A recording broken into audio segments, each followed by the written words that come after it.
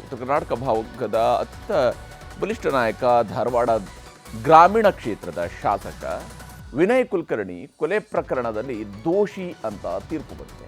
10 ವರ್ಷಗಳ ಹಿಂದೆ ನಡೆದಿದ್ದಂತಹ ಯೋಗೇಶ್ ಗೌಡ ಕೊಲೆ ಕೇಸ್ನಲ್ಲಿ ಇವತ್ತು ಅಪರಾಧಿ ಅಂತ ಜನಪ್ರತಿನಿಧಿಗಳ ವಿಶೇಷ ನ್ಯಾಯಾಲಯ ತೀರ್ಪು ನೀಡಿದೆ. 2016ರಲ್ಲಿ ಧಾರವಾಡ ಜಿಲ್ಲಾ ಪಂಚಾಯಿತಿ ಮಾಜಿ ಸದಸ್ಯ ಯೋಗೇಶ್ ಗೌಡರನ್ನ ಧಾರವಾಡದಲ್ಲಿ ಭೀಕರವಾಗಿ ಹತ್ಯೆ ಮಾಡಲಾಗಿತ್ತು. ಜೈಲಿನಲ್ಲಿದ್ದರೂ ಯೋಗೇಶ್ ಗೌಡ ಜಿಲ್ಲಾ ಪಂಚಾಯತ್ ಚುನಾವಣೆಯನ್ನು ಗೆದ್ದಿದ್ರು. 2016ರಲ್ಲಿ ಕುಡಿಯುವ ನೀರಿನ ವಿಷಯದಲ್ಲಿ ಜಿಲ್ಲಾ ಪಂಚಾಯಿತಿಯಲ್ಲಿ ಜಗಳ ಆಗಿತ್ತು. ಆಗ ಧಾರವಾಡದ ಉಸ್ತುವಾರಿ ಸಚಿವರಾಗಿದ್ದಂಥವರು ಇದೇ ವಿನಯ್ ಕುಲಕರ್ಣಿ. ಆಗ ಅವರು ಮೊದಲ ಬಾರಿಗೆ ಸಚಿವರಾಗಿದ್ದರು. ಕುಡಿಯೋ ನೀರಿನ ವಿಷಯದಲ್ಲಿ ನಡೆದಂತಹ ಗಲಾಟೆ ಕೊನೆಗೆ ಕೊನೆಯಾಗಿತ್ತು. ಕೊಲೆಯಲ್ಲಿ ವಿನಯ್ ಕುಲಕರ್ಣಿ ಅವರ ಷಡ್ಯಂತ್ರ ಇದೆ ಅನ್ನುವಂಥ ಕಾರಣಕ್ಕಾಗಿ ಅವರ ಹೆಸರು ಕೇಳಿಬಂದಿತ್ತು. ಹೀಗಾಗಿ ಈ ಪ್ರಕರಣ ಮತ್ತಷ್ಟು ಸಂಚಲನವನ್ನು ಕೂಡ ಆಗ್ಲೇ ಸೃಷ್ಟಿಸಿತ್ತು. ಆದರೆ ಯೋಗೇಶ್ ಗೌಡ ಹೇಳಿ ಕೇಳಿ ಬಿಜೆಪಿ ಮುಖಂಡ, ವಿನಯ್ ಕುಲಕರ್ಣಿ ಕಾಂಗ್ರೆಸ್ ನಾಯಕ. ಹೀಗಾಗಿಯೇ ಪ್ರಕರಣ ರಾಜಕೀಯವಾಗಿ ತಿರುವು ಪಡ್ಕೊಳ್ತಾ ಹೋಯಿತು. ಮೊದಲಿಗೆ ರಾಜ್ಯ ಪೊಲೀಸರು ತನಿಖೆಯನ್ನು ನಡೆಸಿದರು. ಆದರೆ ಆ ಸಂದರ್ಭದಲ್ಲಿ ವಿನಯ್ ಕುಲಕರ್ಣಿ ವಿರುದ್ಧ ಯಾವುದೇ ರೀತಿಯಂಥ ಪ್ರಕರಣವನ್ನು ದಾಖಲಿಸಿರಲಿಲ್ಲ. 2018ರ ಚುನಾವಣೆಯ ಟೈಮ್ನಲ್ಲಿ ವಿನಯ್ ಕುಲಕರ್ಣಿಗೆ ಜೈಲಿಗೆ ಕಳಿಸದೆ ಬಿಡೋದಿಲ್ಲ ಅಂಥೇಳಿ ಅವತ್ತು ಬಿಜೆಪಿಯ ರಾಜ್ಯಾಧ್ಯಕ್ಷರಾಗಿದ್ದ BS ಯಡಿಯೂರಪ್ಪ ಧಾರವಾಡದ ಪ್ರಚಾರದ ಸಭೆಯಲ್ಲಿ ಶಪಥ ಮಾಡಿದರು. ಆಮೇಲೆ 2019ರಲ್ಲಿ ಯಡಿಯೂರಪ್ಪನವರ ಸರ್ಕಾರ ಬಂತು. ಆಗ ಯೋಗೇಶ್ ಗೌಡ ಪ್ರಕರಣವನ್ನು CBIಗೆ ಒಪ್ಪಿಸಿದರು. ಸಮಗ್ರ ತನಿಖೆ ನಡೆಸಿದ್ದ CBI ಚಾರ್ಜ್ ಶೀಟ್ನಲ್ಲಿ 21 ಜನರನ್ನು ಆರೋಪಿಗಳನ್ನಾಗಿ ಮಾಡಿತ್ತು. ವಿನಯ್ ಕುಲಕರ್ಣಿಯನ್ನು 15ನೇ ಆರೋಪಿಯನ್ನಾಗಿ ಉಲ್ಲೇಖ ಮಾಡಲಾಗಿತ್ತು. ಸುದೀರ್ಘ ವಿಚಾರಣೆಯ ಬಳಿಕ 17 ಆರೋಪಿಗಳು ಕೂಡ ಅಪರಾಧಿಗಳು ಅಂತ ವಿನಯ್ ಕುಲಕರ್ಣಿಯನ್ನು ಸೇರಿಸಿ ಕೋರ್ಟ್ ತೀರ್ಪು ಬರೆದಿದೆ. ಇಲ್ಲಿ ಯೋಗೇಶ್ ಗೌಡ ಕೊಲೆ ಕೇಸ್ನಲ್ಲಿ ಒಟ್ಟು 4ರನ್ನ ಈ ಪ್ರಕರಣದಲ್ಲಿ ಖುಲಾಸೆಗೊಳಿಸಿದ್ದು ನಿರ್ದೋಷಿಗಳು ಅಂತ ಕೋರ್ಟ್ ಹೇಳಿದೆ. ಈ ಪ್ರಕರಣಕ್ಕೆ ಸಂಬಂಧಿಸಿದಂತೆ ನೋಡ್ತಾ ಹೋದರೆ 15ನೇ ಆರೋಪಿಯಾಗಿರುವಂತಹ ವಿನಯ್ ಕುಲಕರ್ಣಿ ಸೇರಿದಂತೆ 17 ಜನರನ್ನ ದೋಷಿಗಳು ಅಂತ ಕೋರ್ಟ್ ತೀರ್ಪು ನೀಡಿದೆ. ಇದರಲ್ಲಿ A1 ಬಸವರಾಜ್ ಮುತ್ತಗಿಯನ್ನು ಸರ್ಕಾರಿ ಸಾಕ್ಷಿ ಅಂತ ಪರಿಗಣಿಸಿದ ಕಾರಣಕ್ಕಾಗಿ ನಿರ್ದೋಷಿ ಅಂತ ಕೋರ್ಟ್ ಹೇಳಿದೆ. ಹಾಗೆಯೇ A17 ಶಿವಾನಂದ್ ಬಿರಾದಾರ್ ಅವರನ್ನು ಕೂಡ ಸರ್ಕಾರಿ ಸಾಕ್ಷಿ ಅಂತ ಪರಿಗಣಿಸಿ ನಿರ್ದೋಷಿ ಅಂತ ಹೇಳಿದೆ. ಇನ್ನು A20 ವಾಸುದೇವ ನಿಲಕೇಣಿ ಈತ ಖುಲಾಸೆಯಾಗಿದ್ದರೆ A21 ಸೋಮಶೇಖರ್ ನ್ಯಾಮಗೌಡ ಕೂಡ ಪ್ರಕರಣದಿಂದ ಖುಲಾಸೆಯಾಗಿದೆ. ನಾಳೆ ಇವತ್ತು ತೀರ್ಪು ಪ್ರಕಟಿಸಿರುವಂತಹ ಕೋರ್ಟ್ ನಾಳೆ ಶಿಕ್ಷೆಯ ಪ್ರಮಾಣವನ್ನು ಪ್ರಕಟಿಸಲಿದ್ದು ಯಾವ ಸೆಕ್ಷನ್ಗಳ ಅಡಿಯಲ್ಲಿ ಏನು ಶಿಕ್ಷೆ ಅನ್ನುವಂಥದ್ದು ಕುತೂಹಲವನ್ನು ಕೆರಳಿಸಿದೆ. ಯಾಕಂದರೆ ಇವತ್ತು ತೀರ್ಪು ನೀಡಿರುವಂತಹ ಸೆಕ್ಷನ್ಗಳು CRPC ಸೆಕ್ಷನ್ 302, IPC ಸೆಕ್ಷನ್ 302 ಕೊಲೆ, ಹಾಗೆಯೇ 120B ಕ್ರಿಮಿನಲ್ ಪಿತೂರಿ, ಇನ್ನು 201 ಸಾಕ್ಷ್ಯನಾಶ, ಹಾಗೆಯೇ 148 ಮಾರಕಾಸ್ತ್ರ ಬಳಸಿ ಗಲಭೆ, 149 ಸಾಮಾನ್ಯ ಉದ್ದೇಶ, ಕನಿಷ್ಠ 3 ವರ್ಷದ ಶಿಕ್ಷೆಯಿಂದ ಹಿಡಿದು ಗರಿಷ್ಠ ಜೀವಾವಧಿ ಶಿಕ್ಷೆ. ಇದರಲ್ಲಿ ವಿನಯ್ ಕುಲಕರ್ಣಿಗೆ ಎಷ್ಟು ವರ್ಷ ಶಿಕ್ಷೆ ಆಗುತ್ತೆ ಅನ್ನೋಂಥದ್ದು ನಾಳೆ ಗೊತ್ತಾಗುತ್ತೆ. ತೀರ್ಪು ಬರ್ತಾ ಇದ್ದಂತೆಯೇ ಇಲ್ಲಿ ನಿರ್ದೋಷಿಗಳು ಮಾತನಾಡಿದ್ದಾರೆ. ಯಾರು ಶಕ್ತಿಯಿಂದ, ಹಣಬಲದಿಂದ, ರಾಜಕೀಯ ಶಕ್ತಿಯಿಂದ ನಾವು ಏನಾದರೂ ಮಾಡಿದರೂ ಸಹ ಅದನ್ನು ನಾವು ಮುಚ್ಚಿ ಹಾಕಬಹುದು, ಪೊಲೀಸರನ್ನು ಉಪಯೋಗಿಸ್ಕೊಂಡು ಎಲ್ಲವನ್ನು ಮುಚ್ಚಿ ಹಾಕಬಹುದು ಅಂತ ಯಾರು ಇವತ್ತು ಒಂದು ಸೆಟಪ್ಪನ್ನು ಮಾಡೋಕ್ಕೆ ಹೋಗಿದ್ರು ಅವರೆಲ್ಲರಿಗೂ ಹಿನ್ನಡೆ ಆಗಿದೆ. ಕಾನೂನಿಗಿಂತ ದೊಡ್ಡವರು ಯಾರೂ ಇಲ್ಲ. ಯಾವ ಪೊಲೀಸ್ ಅಧಿಕಾರಿಗಳು ರಾಜಕಾರಣಿಗಳ ಮಾತನ್ನು ಕೇಳಿದ್ದು ತಪ್ಪು ಮಾಡಿದರೆ ಏನಾಗುತ್ತೆ ಅನ್ನೋದಕ್ಕೂ ಕೂಡ ಇವತ್ತು 1ರಿಂದ ಆರೋಪಿ ನಂಬರ್ 2ರಿಂದ 19ರವರೆಗೂ ಎಲ್ಲರಿಗೂ ಕೂಡ ಶಿಕ್ಷೆ ಆಗಿದೆ. ಜಸ್ಟಿಸ್ ಎಲ್ಲರಿಗೂ ಒಂದು ಅಂತ ಈಗಾಗಲೇ ಹೇಳಿದ್ನಲ್ಲ ನಿಮಗೆ. ನ್ಯಾಯ ಎಲ್ಲರಿಗೂ ಒಂದು, ಅಧಿಕಾರ ಇದ್ದವ್ರಿಗೆ ಒಂದು, ಅಧಿಕಾರ ಇಲ್ಲದವ್ರಿಗೆ ಒಂದಲ್ಲ, ಎಲ್ಲರಿಗೂ ಒಂದು ಅನ್ನೋದು ಇವತ್ತು ಮತ್ತು ನ್ಯಾಯಾಂಗ ವ್ಯವಸ್ಥೆ ಅದನ್ನು ಪ್ರೂವ್ ಮಾಡೈತಿ. ಈ ನ್ಯಾಯಾಂಗದ ಮೇಲೆ ಇದ್ದಂಥ ನಂಬಿಕೆ, ವಿಶ್ವಾಸ ಜನರಿಗೆ ಇವತ್ತಿಂದ ಇನ್ನೂ ಹೆಚ್ಚಾಗೈತೆ ಅಂತ ಹೇಳಕ್ಕೆ ಇಷ್ಟ. ಮತ್ತು ಈ ಕೇಸ್ ಒಳಗೆ ಸಾಕಷ್ಟು ಸಾಕ್ಷಿಗಳು ಹೇಳ್ಯಾವು. ಸಾಕ್ಷಿಗೆ ಪುರಾವೆಗಳನ್ನು ನೋಡಿಕೊಂಡು ಸರ್ಕಮ್ಸ್ಟೆನ್ಷಿಯಲ್ ಎವಿಡೆನ್ಸು, ಟೆಕ್ನಿಕಲ್ಲು ಎಲ್ಲ ಸಾಕ್ಷಿಗಳನ್ನು ಪರಿಗಣನೆ ಮಾಡಿನ ಜಡ್ಜ್ ಅವರು ಈ ನಿರ್ಧಾರ ತೊಗೊಂಡಿರ್ತಾರೆ. ಇನ್ನು ವಿನಯ್ ಕುಲಕರ್ಣಿ ದೋಷಿ ಅಂತ ತೀರ್ಪು ಬಂದಿದ್ರು. ಅವರ ಮುಂದೆ ಕಾನೂನಿನ ಹೋರಾಟಕ್ಕೆ ಅವಕಾಶಗಳಿದ್ದೇ ಇದ್ದಾವೆ. ನಾಳೆ ಯಾವ್ಯಾವ ಅಪರಾಧಿಗಳಿಗೆ ಯಾವ ಪ್ರಮಾಣದಲ್ಲಿ ಶಿಕ್ಷೆ ಪ್ರಕಟ ಆಗುತ್ತೆ ಅನ್ನುವಂಥದ್ದು ಗೊತ್ತಾದ ಮೇಲೆ ಅವರು ಹೈಕೋರ್ಟ್ನಲ್ಲಿ ಅರ್ಜಿಯನ್ನು ಹಾಕಿಕೊಳ್ಳೋದಕ್ಕೆ ಅವಕಾಶ ಇದ್ದೇ ಇದೆ. ಅಲ್ಲಿ ಹೈಕೋರ್ಟ್ನಲ್ಲಿ ಅವರು ಬೇರೆ ಬೇರೆ ಸ್ವರೂಪಗಳಲ್ಲಿ ಮೇಲ್ಮನವಿಯನ್ನು ಸಲ್ಲಿಸ್ಬೋದು. ಹಾಗೆಯೇ ಸುಪ್ರೀಂ ಕೋರ್ಟ್ಗೂ ಕೂಡ ಹೋಗೋದಕ್ಕೆ ಅವಕಾಶ ಇದ್ದೇ ಇರುವಂಥದ್ದು. ಹೈಕೋರ್ಟ್ನಲ್ಲಿ ಅರ್ಜಿಯನ್ನು ಹಾಕ್ಕೊಳ್ಬೋದು, ಹಾಗೆ ಸುಪ್ರೀಂ ಕೋರ್ಟ್ಗೂ ಕೂಡ ಅವರು ಹೋಗೋದಕ್ಕೆ ಅವಕಾಶ ಇದ್ದೇ ಇದೆ. ಈ ಎಲ್ಲವೂ ಕೂಡ ಏಕಸದಸ್ಯ ಪೀಠ, ದ್ವಿಸದಸ್ಯ ಪೀಠ ಇವುಗಳು ಕೂಡ ಹೋಗ್ಬೋದು, ಸುಪ್ರೀಂ ಕೋರ್ಟ್ನಲ್ಲಿ ಅರ್ಜಿ ಹಾಕ್ಕೊಳ್ಬೋದು ಮತ್ತು ತೀರ್ಪು ಪ್ರಕಟವಾದ 1 ತಿಂಗಳ ಒಳಗೆ ಮೇಲ್ಮನವಿಯನ್ನು ಹಾಕೋದಕ್ಕೆ ಅವಕಾಶ ಇದೆ. ಇಲ್ಲಿ ಒಂದು ವೇಳೆ ಅವರ ಮೇಲ್ಮನವಿ ಜೊತೆಗೆ ಅವರಿಗೆ ವಿಧಿಸಿರುವಂತಹ ಶಿಕ್ಷೆ ಪ್ರಮಾಣಕ್ಕೆ ಅಥವಾ ಶಿಕ್ಷೆಗೆ ತಡೆಯಾಜ್ಞೆ ಸಿಕ್ಕಿದರೆ ಮಾತ್ರ ಅವರ ಶಾಸಕ ಸ್ಥಾನ ಉಳ್ಕೊಳ್ಳುತ್ತೆ, ಇಲ್ಲದೇ ಇದ್ದರೆ ವಜಾ ಆಗುತ್ತೆ. ಇನ್ನು ಕೋರ್ಟ್ ಆದೇಶದಂತೆ ಸದ್ಯಕ್ಕೆ ವಿನಯ್ ಕುಲಕರ್ಣಿಗೆ ಬೋರಿಂಗ್ ಆಸ್ಪತ್ರೆಯಲ್ಲಿ ಮೆಡಿಕಲ್ ಚೆಕಪ್ ಮಾಡಿಸಿ ಪರಪ್ಪನ ಗ್ರಹ ಜೈಲಿಗೆ ಶಿಫ್ಟ್ ಮಾಡಲಾಗಿದೆ. ನಾಳೆ ಕೋರ್ಟ್ಗೆ ಕುಲಕರ್ಣಿ ಅವರನ್ನ ಹಾಜರುಪಡಿಸಲಿದ್ದಾರೆ. ನಾಳೆ ಜನಪ್ರತಿನಿಧಿಗಳ ಕೋರ್ಟ್ ಏನು ಶಿಕ್ಷೆ ಪ್ರಕಟಿಸುತ್ತೆ ಅನ್ನುವಂಥದ್ದನ್ನು ನೋಡಬೇಕಿದೆ. ಆದರೆ ಕೋರ್ಟ್ ತೀರ್ಪಿನ ಬಗ್ಗೆ, ಮುಂದಿನ ಕಾನೂನು ಹೋರಾಟದ ಬಗ್ಗೆ ವಿನಯ್ ಕುಲಕರ್ಣಿ ಈ ತೀರ್ಪು ಬಂದ ಮೇಲೆ ರಿಯಾಕ್ಟ್ ಮಾಡಿದ್ದಾರೆ. ಸರ್ ಹೈಯರ್ ಕೋರ್ಟಿಗೆ ಹೋಗ್ತೀರಾ ಸರ್? ನಮ್ಮ ಲಾಯರ್ಸ್ ವಿಚಾರ ಮಾಡ್ತಾರೆ ಸರ್, ನಮ್ಮ ಲಾಯರ್ಸ್ ಎಲ್ಲ ವಿಚಾರ ಮಾಡ್ತಾರೆ ಸರ್ ಏನು ಹೇಳ್ತೀರಾ ಸರ್? ಏನಾದರೂ ಹೇಳೋದಿದ್ರೆ ಸರ್ ಏನಾದ್ರು ಇದ್ರೆ ಹೇಳಿ ಸರ್. ಏನಿಲ್ಲ ಸರ್, ನ್ಯಾಯಾಂಗ ತೀರ್ಪು ಕೊಟ್ಟಿದ್ದಕ್ಕೆ ನಾವು ತಲೆಬಾಗಲೇಬೇಕು.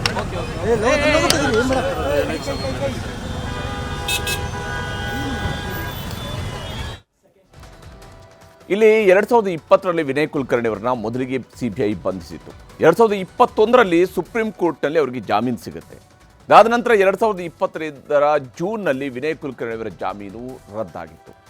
ಅಲ್ಲಿಂದ 2026ರ ಫೆಬ್ರವರಿ 27ರವರೆಗೆ ವಿನಯ್ ಕುಲಕರ್ಣಿ ಜೈಲಿನಲ್ಲೇ ಕಾಲ ಕಳಿಬೇಕಾಗುತ್ತೆ. ನಾನಾ ಹಂತಗಳಲ್ಲಿ ಅವರು ಜಾಮೀನಿಗೆ ಅರ್ಜಿ ಸಲ್ಲಿಸಿದ್ರು ಕೂಡ ಅಂತಿಮವಾಗಿ ಅವರಿಗೆ 2026ರಲ್ಲಿ ಷರತ್ತುಬದ್ಧ ಜಾಮೀನು ಸಿಕ್ಕಿತ್ತು. ಇದೀಗ ಕೇಸ್ನಲ್ಲಿ ವಿನಯ್ ಕುಲಕರ್ಣಿ ಅವರನ್ನ ಕೊಲೆ ಅಪರಾಧಿ ಅಂತ ಕೋರ್ಟ್ ಆದೇಶವನ್ನು ಮಾಡಿದೆ. ನಾಳೆ ಎಷ್ಟು ವರ್ಷ ಶಿಕ್ಷೆ ಆಗುತ್ತೆ ಅನ್ನುವಂಥದ್ದು ಗೊತ್ತಾಗಬೇಕಾಗಿದೆ.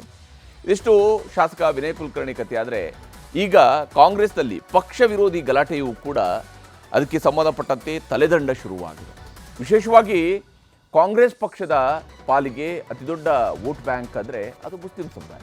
ಆದರೆ ದಾವಣಗೆರೆ ಬೈ ಎಲೆಕ್ಷನ್ ಅಖಾಡದಲ್ಲಿ ಮುಸ್ಲಿಂ ಮತಗಳೇ ಕಾಂಗ್ರೆಸ್ಗೆ ಕೈ ಕೊಟ್ಟಿವೆ ಅನ್ನುವಂತಹ ಒಂದು ರಿಪೋರ್ಟ್ ಈಗಾಗಲೇ ಕಾಂಗ್ರೆಸ್ ನಾಯಕರ ಕೈ ಸೇರಿದೆ. ಫಲಿತಾಂಶಕ್ಕೂ ಮೊದಲೇ ಈ ಸತ್ಯ ಗೊತ್ತಾಗ್ತಾ ಇದ್ದಂತೆ ಕಾಂಗ್ರೆಸ್ ಮುಸ್ಲಿಂ ಪ್ರಬಲ ನಾಯಕರನ್ನೇ ಪಕ್ಷದಿಂದ ಅಮಾನತು ಮಾಡಿದೆ. ಸಿಎಂ ರಾಜಕೀಯ ಕಾರ್ಯದರ್ಶಿ ಹುದ್ದೆಯಿಂದ ನಜೀರ್ ಅಹಮದ್ ಅವರನ್ನು ಈಗಾಗಲೇ ವಜಾಗೊಳಿಸಲಾಗಿತ್ತು. ಈಗ ಕಾಂಗ್ರೆಸ್ MLC ಅಬ್ದುಲ್ ಜಬ್ಬಾರ್ ಅವರನ್ನು ಕಾಂಗ್ರೆಸ್ ಪಕ್ಷದಲ್ಲಿ ಅವರ ಪ್ರಾಥಮಿಕ ಸದಸ್ಯ ಸ್ಥಾನದಿಂದಲೇ ಅಮಾನತು ಮಾಡಲಾಗಿದೆ. ಕಾಂಗ್ರೆಸ್ ಪ್ರಾಥಮಿಕ ಸದಸ್ಯತ್ವದಿಂದ ಅಮಾನತು ಮಾಡಿ KPCC ಅಧ್ಯಕ್ಷ DK ಶಿವಕುಮಾರ್ ಅವರು ಆದೇಶ ಹೊರಡಿಸಿದ್ದಾರೆ. ದಾವಣಗೆರೆ ದಕ್ಷಿಣದಲ್ಲಿ ಪಕ್ಷ ವಿರೋಧಿ ಚಟುವಟಿಕೆ ನಡೆಸಿದ್ದಾರೆ. ಪಕ್ಷದ ಅಧಿಕೃತ ಅಭ್ಯರ್ಥಿ ಪರವಾಗಿ ಕೆಲಸ ಮಾಡಿಲ್ಲ. SDPI ಅಭ್ಯರ್ಥಿಗೆ ಹಣಕಾಸಿನ ನೆರವು ಕೊಟ್ಟಿದ್ದಾರೆ ಅನ್ನೋದಕ್ಕೆ ಪೂರಕ ದಾಖಲೆಗಳು ಸಿಕ್ಕಿದ್ದಾರೆ. ಪಕ್ಷದ ಆಂತರಿಕ ತನಿಖೆಯಲ್ಲೂ ಕೂಡ ಈ ವಿಚಾರ ಸಾಬೀತಾಗಿದೆ. ಹೀಗಾಗಿ ಕಾಂಗ್ರೆಸ್ ಸದಸ್ಯತ್ವದಿಂದ ಅವರನ್ನ ಅಮಾನತು ಮಾಡಿದ್ದಾರೆ KPCC ಅಧ್ಯಕ್ಷರಾಗಿರುವ DK ಶಿವಕುಮಾರ್. ಹಾಗೆಯೇ ಪಕ್ಷದಿಂದಲೇ ಅಮಾನತುಗೊಳಿಸಿರೋದ್ರ ಬಗ್ಗೆ ಅಬ್ದುಲ್ ಜಬ್ಬಾರ್ ಅವರು ಮಾತನಾಡಿದ್ದಾರೆ. ಕಾರಣ ಹೇಳದೇನೆ ನನ್ನನ್ನು ತೆಗೆದುಹಾಕಿದ್ದಾರೆ. ರಿಸಲ್ಟ್ಗೂ ಮುಂಚಿತವಾಗಿಯೇ ಆತುರವಾಗಿ ಎಲ್ಲ ನಿರ್ಧಾರಗಳನ್ನು ಕೈಗೊಂಡಿದ್ದಾರೆ. ಯಾರ ಕೈವಾಡ ಇದೆ ಅನ್ನೋಂಥದ್ದು ಗೊತ್ತಿಲ್ಲ ಅನ್ನುವಂಥದ್ದು ಜಬ್ಬಾರ್ ಅವರ ಮಾತು. ಏನಂತ ನೋಡ್ತೀನಿ, ಅದು ಏನದು ಒಂದು ಏನೋ ವೈರಲ್ ಆಗಿದೆ ಅದು ಆಗಿದೆ ಅಂತ ಏನು ಹೇಳ್ತದಾರಲ್ಲ, ಅದು ಏನು ವೈರಲ್ ಆಗಿದೆ ಅಂತಲೂ ನಾನು ನೋಡ್ತೀನಿ. ಆಮೇಲೆ ಕರೆದು ಮುಂದೆ ಹೋಗಿ ಉತ್ತರ ಕೊಡ್ತೀನಿ. ಪಾರ್ಟಿಗೂ ಕೊಡ್ತೀನಿ, ನಿಮಗೂ ಕೊಡ್ತೀನಿ. ಅದ್ರಾಗ ಏನಿದೆ, ನಾವು ಮಾಡಿದ್ದೇ ತಪ್ಪು ಮಾಡಿಲ್ಲ ಅಂದಮೇಲೆ ನಾವು ಯಾರಿಗೆ ಏನು ಕೇರ್ ಮಾಡೋದಿದೆ. ನಾವು ಫಲಿತಾಂಶಕ್ಕಿಂತ ಮುಂಚೆ ನಮಗೆ ಮಾಡಿದ್ದಾರೆ, ಯಾಕೆ ಅದು ಏನೋ ಗೊತ್ತಿಲ್ಲ ನನಗೆ. ಅವ್ರಿಗೆ ಅದ್ರಾಗ ಏನಾರು ನಮಗೆ ನಮ್ಮಿಂದ ಏನಾರು ಅದು ತೊಂದರೆ ಇರ್ಬೋದು. ಅದು ಅದ್ರ ಮೇಲೆ ಇವ್ರು ಯಾಕೆ ಹಿಂಗೆ ಮಾಡಕತ್ತಾರಂತ ನನಗೆ ಅನ್ಸಂಗ. ಒಂದೇನು ಮನೆಗೆ ಯಾಕಪ್ಪ ಅಷ್ಟು ಸ್ಥಾನಮಾನಗಳು ಹೋಗ್ಬೇಕು, ಬೇರೆ ಯಾರಿಗೂ ಆಗಬಾರ್ದೇನು, ಅದು ಒಂದೇ ನಮ್ಮ ರೀಸನ್. ಅಲ್ಲ, ಈಗ ಮುಂದೆನೆ ಕಾಣ್ತಾ ಇದ್ದಲ್ಲ, ಹಂಗೆ ಒಂದೇ ಮನೆಗೆ ಯಾಕಪ್ಪ ಹಗಲೆಲ್ಲ ನುಗ್ತೀರಿ, ಬೇರೆ ಮನೆಗಳು ಅದಾವೆ ಅಂತ ನಾವು ಹೇಳಿದ್ದೆ ಅಷ್ಟೇ. ಬೇರೆ ಯಾಕೆ ಮಾಡ್ತಿದಾರೋ ಅಂತ ಅರ್ಥ ಆಗ್ತಾಯಿಲ್ಲ ನಮಗೂ. ನಮಗೇನಪ್ಪ ಚಿಂತೆ ಅಂತ ಹೇಳಿದ್ರೆ ಶಿವಕುಮಾರ್ದು ಮತ್ತು ಸಿದ್ದರಾಮಯ್ಯ ಸಾಹೇಬ್ರದ್ದು ಅಂತ ಕ್ವಶನ್ ಅಲ್ಲ. ಇಲ್ಲಿ ಒಂದು ಜಾತ್ಯತೀತ ಪಕ್ಷ ಆಗಿ, ಸೆಕ್ಯುಲರ್ ಪಾರ್ಟಿಯಾಗಿ ಯಾರು ಇವರಿಗೆ ಅಧಿಕಾರದಲ್ಲಿ ತಂದು ಕುಂದಿರ್ಸಿದಾರೋ ಅವ್ರ ಮೇಲೆ ಟಾರ್ಗೆಟ್ ಮಾಡಿ ಅವ್ರಿಗೆ ಒಂದು ಆಕ್ಷನ್ ತಗೊಳೋದು, ಯಾರು ಓಪನ್ ಆಗಿ ಡಯಾಸ್ನಾಗ ಕುತ್ಕೊಂಡು ಓಪನ್ ಆಗಿ ಪಕ್ಷದ ವಿರೋಧಿ ಮಾತಾಡಿದ್ದಾರೆ ಅವ್ರಿಗೆ ಬಿಟ್ಟುಬಿಡೋದು, ಇದೆಲ್ಲ ಯಾಕೋ ಸರಿ ಕಾಣ್ತಾರೆ. ಹೀಗೆ ನಜೀರ್ ಅಹಮದ್ ಅವರನ್ನು ಅವರ ಹುದ್ದೆಯಿಂದ ವಜಾಗೊಳಿಸಿದ್ರು. ಅದಾದಮೇಲೆ ಅಬ್ದುಲ್ ಜಬ್ಬಾರ್ ಅವರನ್ನ ಪಕ್ಷದಿಂದ ಅಮಾನತುಗೊಳಿಸಿದ್ರು. ಈಗ ವಸತಿ ಸಚಿವರಾಗಿರುವಂತಹ ಜಮೀರ್ ಅಹಮದ್ ಖಾನ್ ಅವರು ಟಾರ್ಗೆಟ್ ಅಂತ ಹೇಳಲಾಗ್ತಾ ಇದೆ. ಇದನ್ನು ಸ್ವತಃ ಜಮೀರ್ ಅಹಮದ್ ಖಾನ್ ಅವರು ಕೂಡ ಹೇಳ್ತಾ ಇದ್ದಾರೆ. ನಸೀರ್ ಅಹಮದ್ ಎಲ್ಲೋ ಒಂದು ಕಡೆ ಇದಾಗಿದ್ದು ನನಗೂ ನೋವಾಗಿದೆ, ಆಗಬಾರ್ದಾಗಿತ್ತಂತ ನನಗೂ ನೋವಾಗಿದೆ. ನಸೀರ್ ಅಹಮದ್ ವಿಚಾರಕ್ಕೆ ನನಗೂ ನೋವಾಗಿದೆ. ಈಗ ನನಗೆ ಜವಾಬ್ದಾರಿ ಏನೇನು ಕೊಟ್ಟರು ಪಕ್ಷದ ವತಿಯಿಂದ, ನನಗೆ ನಾನು ಎಲ್ಲೋ ಮೋಜು ಮಸ್ತಿ ಮಾಡೋಕ್ಕೆ ಕೇರಳಕ್ಕೆ ಹೋಗಲಿಲ್ಲ. ನಾನು ಸುರ್ಜೇವಾಲಾ ಮಾಡಬೇಕು, ಡಿ ಕೆ ಶಿವಕುಮಾರ್ ಅವರು ಮಾಡಬೇಕು, ಮನೆ ಮುಖ್ಯಮಂತ್ರಿಗಳು ಮಾಡಬೇಕು. ಅವ್ರು ಯಾರನ್ನ ಮಾಡಿದಾರಾ? ಬೇರೆ ಯಾರು ಮಾತಾಡೋ ಅರ್ಥ ಇಲ್ಲ, ಬೇರೆ ಯಾರು ಮಾತಾಡಿದ್ರು ಅರ್ಥ ಇಲ್ಲ. ನಾನು ಕಾಂಗ್ರೆಸ್ಸಲ್ಲಿ ಭಾಳ ಸಣ್ಣವನಾಗಿದ್ದೀನಿ, ನಾನು ನೆನ್ನೆನೂ ಹೇಳಿದ್ದೀನಿ, ನಾನು ಒಬ್ಬ ಮುಖಂಡ ಅಲ್ಲ, ನಾನು ಲೀಡರ್ ಆಗೋಕೆ ಗೊತ್ತಿಲ್ಲ. ಕಾಂಗ್ರೆಸ್ ಪಕ್ಷದ ಸಾಮಾನ್ಯ ಕಾರ್ಯಕರ್ತ, ನಾನು ಒಬ್ಬ ಸಮಾಜ ಸೇವಕ. ನಮ್ಮಲ್ಲಿ ಏನೇನು ಗೊಂದಲ ಇಲ್ಲ ಸರ್, ಯಾವುದಲ್ಲೂ ಗೊಂದಲ ಇಲ್ಲ ಸರ್. ಹೀಗೆ ಕಾಂಗ್ರೆಸ್ಸಲ್ಲಿ ಇಷ್ಟೆಲ್ಲ ಬೆಳವಣಿಗೆಗಳು ಆಗ್ತಾ ಇದ್ರು ಕೂಡ ಮುಖ್ಯಮಂತ್ರಿ ಸಿದ್ದರಾಮಯ್ಯನವರು ಯಾವುದೇ ಪ್ರತಿಕ್ರಿಯೆಯನ್ನು ಕೊಟ್ಟಿಲ್ಲ. ಇನ್ನು ಬೆಳಗ್ಗೆ ಜಮೀರ್ ಅಹಮದ್ ಜೊತೆಗೆ ಅವರು ಸಭೆಯನ್ನು ನಡೆಸಿದರು. ಅದಾದ ನಂತರವೂ ಕೂಡ ಸಿದ್ದರಾಮಯ್ಯನವರು ಕಾಂಗ್ರೆಸ್ಸಲ್ಲಿ ನಡೀತಾ ಇರುವಂತಹ ದಾವಣಗೆರೆ ದಕ್ಷಿಣ ಕ್ಷೇತ್ರದ ಬೆಳವಣಿಗೆಗೆ ಸಂಬಂಧಪಟ್ಟಂತೆ ಯಾವುದೇ ರೀತಿಯ ಮಾಹಿತಿ ಕೊಟ್ಟಿಲ್ಲ. ನಿನ್ನೆ ರಾತ್ರಿಯೂ ಕೂಡ ಜಮೀರ್ ಅಹಮದ್ ಜೊತೆಗೆ ಸುಮಾರು 2 ಗಂಟೆಗಳ ಕಾಲ ಅವರು ಮಾತನಾಡಿದ್ದಾರೆ. ಇವತ್ತು ಸಲೀಂ ಅಹಮದ್, ರಿಜ್ವಾನ್ ಅರ್ಷದ್ ಅವರನ್ನು ಕೂಡ ಕರೆಸಿಕೊಂಡು ಸಿಎಂ ಸಿದ್ದರಾಮಯ್ಯ ಅವರು ಮಾತುಕತೆ ನಡೆಸಿದರು. ಅದಾದಮೇಲೆ ದಾವಣಗೆರೆ ಅಭ್ಯರ್ಥಿ ಸಮರ್ಥ್ ಅವರ ತಂದೆ ಎಸ್ ಮಲ್ಲಿಕಾರ್ಜುನ್ ಅವರನ್ನು ಕೂಡ ಕರೆಸಿಕೊಂಡು ಮಾತುಕತೆ ನಡೆಸಿದ್ದಾರೆ. ಅಷ್ಟೇ ಅಲ್ಲದೆ ದಾವಣಗೆರೆಯಲ್ಲಿ ಬಂಡಾಯ ಅಭ್ಯರ್ಥಿಯಾಗಿ ಸ್ಪರ್ಧಿಸಿದ್ದಂತಹ ನಾಮಪತ್ರ ಸಲ್ಲಿಸಿದ ನಂತರ ತಟಸ್ಥವಾಗಿದ್ದ ಸಾದಿಕ್ ಪೈಲ್ವಾನ್ರನ್ನು ಕೂಡ ಕರೆಸಿಕೊಂಡು ಮೀಟಿಂಗ್ ಮಾಡಿದರು. ದಾವಣಗೆರೆ ಅಖಾಡದಲ್ಲಿ ಮುಸ್ಲಿಂ ಮತಗಳು ಛಿದ್ರವಾಗೋದಕ್ಕೆ ಕಾರಣ ಏನು, ಜಮೀರ್ ಅಹಮದ್ ಅವರ ಪಾತ್ರ ಏನು ಅನ್ನೋದರ ಬಗ್ಗೆ ವರದಿಯನ್ನು ಕೂಡ ಪಡ್ಕೊಳ್ತಾ ಇದ್ದಾರೆ. ಸದ್ಯದ ಪರಿಸ್ಥಿತಿ ನೋಡ್ತಾ ಇದ್ದರೆ ಜಮೀರ್ ಅಹಮದ್ ಮೇಲೂ ಕೂಡ ಶಿಸ್ತು ಕ್ರಮ ಆಗುತ್ತೆ ಅನ್ನುವಂಥದ್ದು ಕಾಂಗ್ರೆಸ್ನ ಒಳಗಡೆ ನಡೀತಾ ಇರುವಂತಹ ಚರ್ಚೆ. ಯಾಕಂದರೆ ಜಮೀರ್ ವಿರುದ್ಧವೂ ಕೂಡ ಕ್ರಮ ಆಗಬೇಕು ಅಂತ ಒತ್ತಡ ಹೆಚ್ಚುತ್ತಾ ಇದೆ. ಕೆಪಿಸಿಸಿ ಶಿಸ್ತು ಸಮಿತಿ ಮೇಲೆ ಜಮೀರ್ ಅವರ ವಿರೋಧಿ ಬಣ ಒತ್ತಡವನ್ನು ಹಾಕ್ತಾ ಇದೆ. ಶೋಕಾಸ್ ನೋಟಿಸ್ ನೀಡಿದೆ ನಜೀರ್ ಮತ್ತು ಜಬ್ಬಾರ್ಗೆ ಈಗಾಗಲೇ ಶಿಕ್ಷೆಯನ್ನು ಕೊಡಲಾಗಿದೆ. ಅಂದರೆ ಪಕ್ಷದ ಮಟ್ಟಿಗೆ ಅದು ಶಿಕ್ಷೆನೇ ಈಗ ಕೊಟ್ಟಿರೋದು. ಹೀಗಾಗಿ ಸಚಿವ ಜಮೀರ್ ಅಹಮದ್ ವಿರುದ್ಧವೂ ಕೂಡ ಕ್ರಮ ಆಗಬೇಕು ಅನ್ನುವಂಥ ಆಗ್ರಹ ಶುರುವಾಗಿದೆ. ಆದರೆ ಜಮೀರ್ಗೆ ಶೋಕಾಸ್ ನೋಟಿಸ್ ಕೊಡದೇನೆ ಕ್ರಮ ಆಗುತ್ತಾ, ಅಥವಾ ಶಿಸ್ತು ಸಮಿತಿಗೆ ನೋಟಿಸ್ ಕೊಡೋದಕ್ಕೇನಾದರೂ ಶಿವಕುಮಾರ್ ಅವರು ಸೂಚನೆಯನ್ನು ಕೊಡ್ತಾರಾ? ಈ ಪ್ರಶ್ನೆಗಳು ಕುತೂಹಲದಿಂದ ಎದುರಾಗ್ತಾ ಇರ್ತದೆ. ನೋಟಿಸ್ ಪಡೆದಿದ್ದೇ ಆದರೆ ಜಮೀರ್ ಅವರ ಸಚಿವ ಸ್ಥಾನಕ್ಕೆ ಕುತ್ತು ಬರಲಿದೆ. ಆದರೆ ಅಲ್ಪಸಂಖ್ಯಾತ ಮತಗಳು ಕೈತಪ್ಪುವ ಆತಂಕ ಕಾಂಗ್ರೆಸ್ನ ಹೈಕಮಾಂಡ್ಗೆ ಇದ್ದೇ ಇದೆ. ಹೀಗಾಗಿ ಫಲಿತಾಂಶ ಬರುವವರೆಗೂ ಸುಮ್ಮನಿರುವಂತಹ ತೀರ್ಮಾನವನ್ನು ಕೈಗೊಳ್ಳುವ ಸಾಧ್ಯತೆ ದಟ್ಟವಾಗಿ ಗೋಚರಿಸ್ತಾ ಇದೆ. ಜಮೀರ್ ಅಹಮದ್ ಕೊಡ್ತಿರುವಂಥ ಹೇಳಿಕೆಗಳನ್ನು ನೋಡ್ತಾ ಇದ್ದರೆ ಸಿಎಂ ಸಿದ್ದರಾಮಯ್ಯನವರನ್ನ ಮಾತುಕತೆಯ ನಂತರ ಸಿದ್ದರಾಮಯ್ಯನವರು ಕೂಡ ಮೌನವಾಗಿರುವುದನ್ನು ನೋಡ್ತಾ ಇದ್ದರೆ ಜಮೀರ್ ಅವರ ಮಂತ್ರಿ ಕುರ್ಚಿ ನಿಜಕ್ಕೂ ಸೇಫ್ ಆಗಿದೆಯಾ, ಅಥವಾ ಅಲುಗಾಡ್ತಾ ಇದೆಯಾ, ಅಥವಾ ಅವ್ರನ್ನ ಬದಲಾವಣೆ ಮಾಡ್ತಾರಾ? ಈ ಪ್ರಶ್ನೆಗಳು ಮೂಡುವಂಥದ್ದು ಸಹಜ. ನಾಳೆಯಿಂದ 3 ದಿನಗಳ ಕಾಲ ಸಂಸತ್ತಿನ ವಿಶೇಷ ಅಧಿವೇಶನ ಶುರುವಾಗ್ತಾ ಇದೆ. 3 ದಿನಗಳ ಅಧಿವೇಶನದಲ್ಲಿ 2 ಐತಿಹಾಸಿಕ ಮಸೂದೆಗಳನ್ನು ಸಂಸತ್ನಲ್ಲಿ ಮಂಡಿಸಲಾಗುತ್ತೆ. ಒಂದು ಲೋಕಸಭಾ ಕ್ಷೇತ್ರಗಳ ಸಂಖ್ಯೆ ಹೆಚ್ಚಳದ ಮಸೂದೆ, ಕ್ಷೇತ್ರ ಪುನರ್ವಿಂಗಡಣೆಯ ಮಸೂದೆ.